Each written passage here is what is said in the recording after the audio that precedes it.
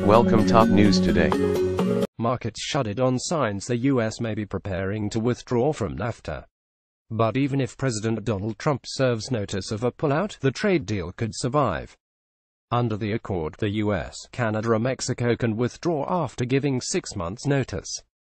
Scant progress has been made on the thorniest issues ahead of the 6th round this month in Montreal, fueling speculation Trump will follow through on his threat to walk away.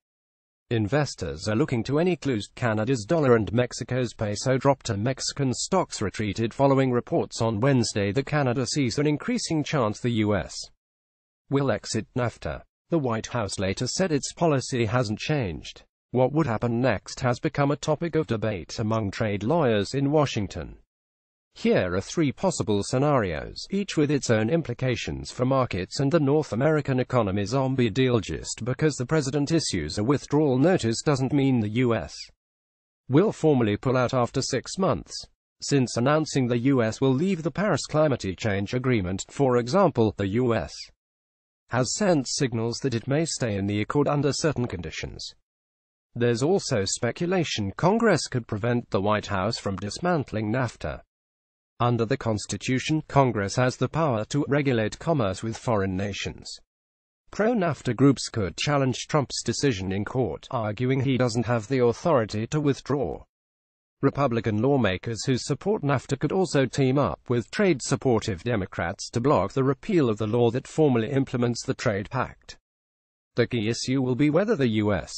raises tariffs on Mexican and Canadian goods, many of which cross the border duty-free under NAFTA.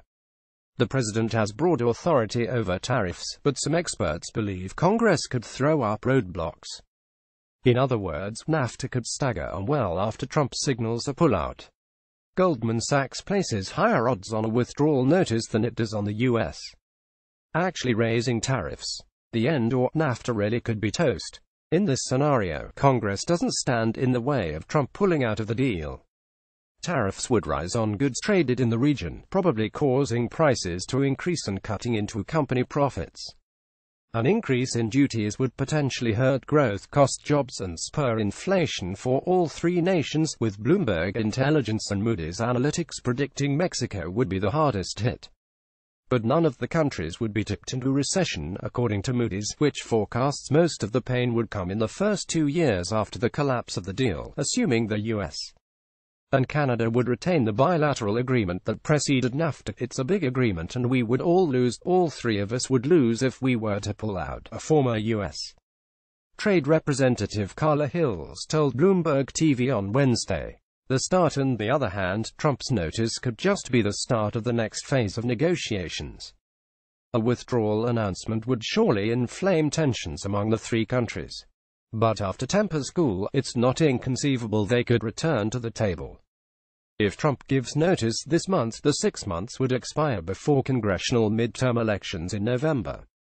But the U.S. could still work out a new deal once the campaign is over, as long as Trump gets an extension of his fast-track negotiating authority from Congress. After all, trade agreements typically take years to negotiate.